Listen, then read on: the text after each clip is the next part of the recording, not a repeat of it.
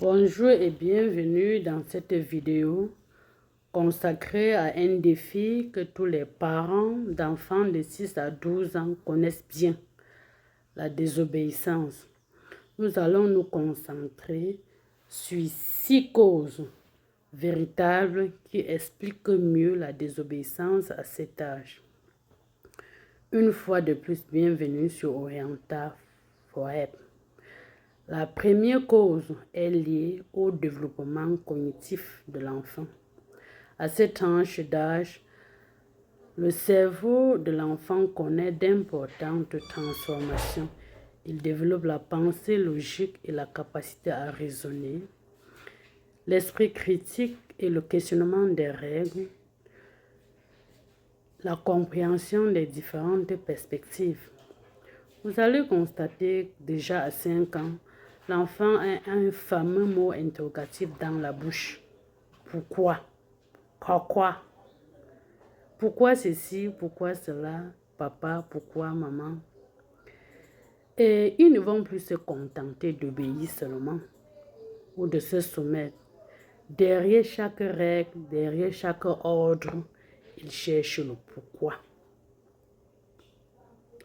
Nous ne devons pas seulement les blâmer, mais utiliser un vocabulaire adapté à leur âge pour donner une réponse appropriée à leurs questions. Question de les ouvrir l'esprit. La deuxième cause, c'est le besoin d'autonomie.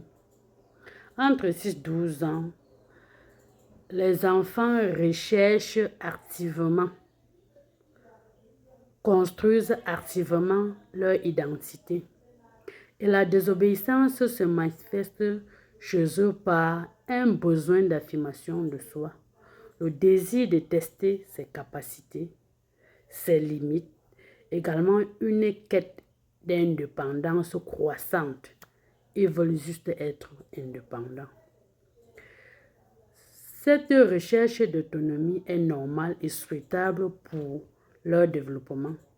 Mais ils sont confrontés de plus en plus à des besoins, des problèmes d'insécurité, d'éducation qu'il revient aux parents de traiter.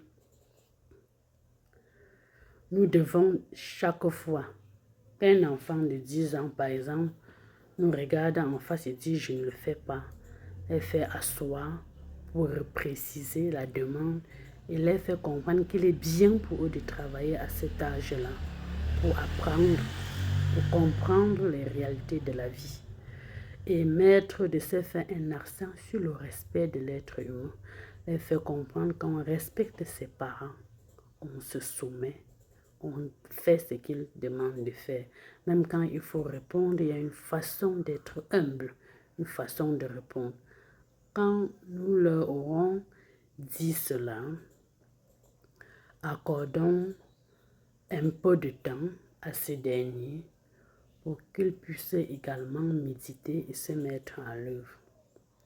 1 minute est largement suffisante pour que l'enfant comprenne qu'il est dans l'erreur et s'active à travailler. La troisième cause, c'est l'environnement de l'enfant, l'influence de l'environnement et de l'enfant ainsi que ses amis.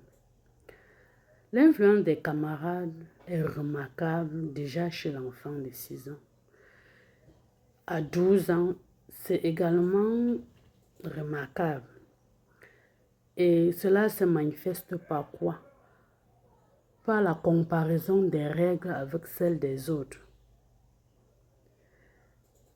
L'enfant va remettre en question votre autorité au dépend de ce qu'il observe ailleurs. Il va intégrer des nouveaux groupes d'amis au dépend du règlement intérieur de la famille. Et un adage dit qui marche avant un voleur va voler. C'est la raison pour laquelle nous devons regarder bien qui est ami avec nos enfants. Quand l'enfant commence déjà à faire une scène de tête, regardons avec qui il marche pour savoir si le mauvais comportement ne viendrait pas d'un mauvais ami. Et ne nous lâchons pas. de repréciser les règles de la famille. Disons-leur que c'est la loi, que c'est la conduite à tenir, c'est le bon chemin pour devenir autonome et indépendant dans la vie. La quatrième règle trouve la place dans les facteurs émotionnels et psychologiques. L'enfant va désobéir quand il sent une pression de performance à l'école, quand il se sent intimidé par un proche parent ou par un camarade, quand il est violé dans sa personne humaine, quand il sent sa dignité bafouée, quand il est maltraité. Lorsque l'enfant constate qu'il vit une situation d'injustice ou qu'il sent que l'attention est accordée aux autres plutôt qu'à lui, le premier symptôme, c'est la désobéissance. Que devons-nous donc faire? Accorder une place au dialogue. Parce qu'il y a toujours l'origine à toute chose. L'enfant qui obéit et subitement commence à faire une scène de thèse. À travers le dialogue, on doit pouvoir détecter ce qui est à l'origine de cette désobéissance et l'aider. La santé mentale est très fragile. Nous devons causer avec nos enfants. La cinquième cause, c'est les styles parentaux.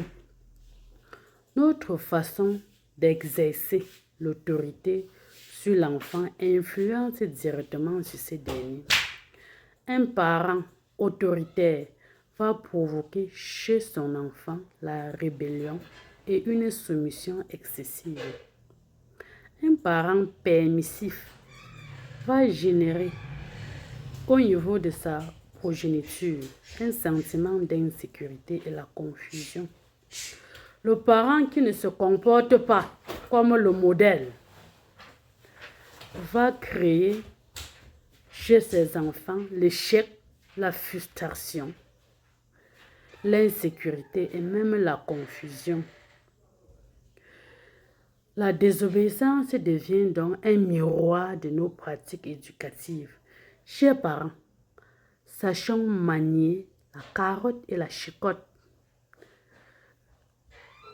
À cette ère technologique où tout évolue de façon exponentielle, accordons une place importante à la rigueur, sans toutefois oublier que nous devons être un tout petit peu souples pour permettre à nos enfants de s'ouvrir également à nous, de se confier de temps en temps, afin que nous puissions aussi les aider. La sixième cause, c'est l'incompréhension, qui le plus souvent est confondue à la désobéissance. La désobéissance peut être donc une mauvaise compréhension des attentes, plusieurs consignes à gérer au même moment, des difficultés d'attention et de concentration, une surcharge émotionnelle qui empêche à l'enfant de traiter l'information. Au vu de toutes ces causes, nous pouvons dire que la désobéissance n'est pas un problème isolé, c'est un problème complexe qui est lié au développement de l'enfant, à son environnement et à ses relations avec ses pairs, avec ses proches. Tu as aimé cette vidéo? Partage-la. Abonne-toi et active la cloche de notification. Reviens au plus vite pour regarder une autre vidéo sur les techniques efficaces de communication pour pallier à la désobéissance chez l'enfant.